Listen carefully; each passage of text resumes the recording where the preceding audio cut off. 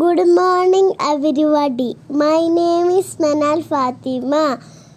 Today is 14th November and we are celebrating Children's Day. At first, I wish you all a very happy Children's Day. This is the birthday of Pandit Jawaharlal Nehru.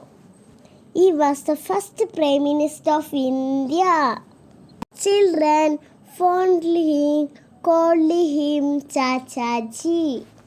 This day reminds us that children are the future of our nation. Once again, I wish you all a very happy Children's Day. Thank you.